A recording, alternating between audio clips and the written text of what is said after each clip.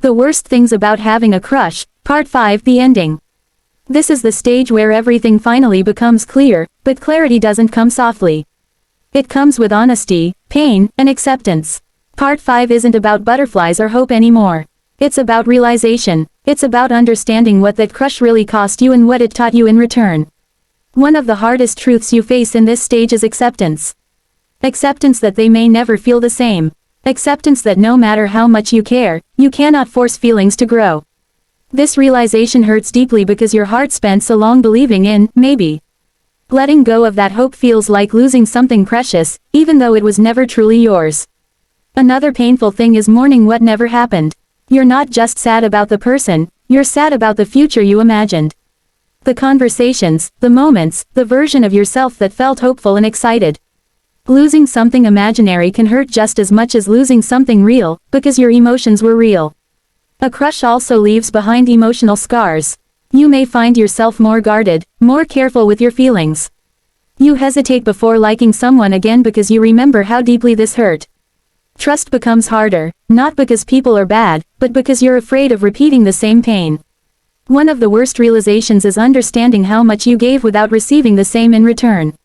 You gave time, energy, attention, and care. You showed up emotionally, even when it was hard. Recognizing that the effort wasn't equal can make you feel foolish, but it shouldn't. Caring deeply is not a weakness, it's a strength that was given to the wrong situation. Another difficult part is rebuilding your self-worth. After a long crush, your confidence might feel damaged. You may question your value and wonder why you weren't chosen. This is where healing truly begins, when you slowly remind yourself that someone else's inability to choose you does not reduce your worth. A crush also teaches you the importance of emotional boundaries. You learn that loving someone doesn't mean losing yourself. You learn that clarity is necessary, and mixed signals are a form of emotional confusion that you don't deserve. These lessons are painful, but they protect you in the future. Letting go is not a single moment, it's a process. Some days you feel strong and ready to move on. Other days, memories come back and hurt all over again. Healing is not linear, and that's okay. What matters is that you're moving forward, even slowly. Another hard truth is forgiving yourself. Forgiving yourself for ignoring red flags. Forgiving yourself for waiting too long. Forgiving yourself for hoping when you should have protected your heart. You did the best you could with the emotions you had at the time.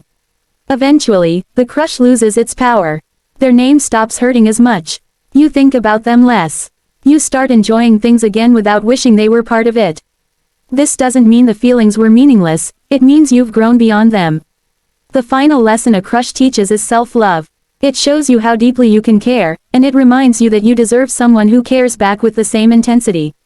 You deserve clarity, effort, and emotional safety.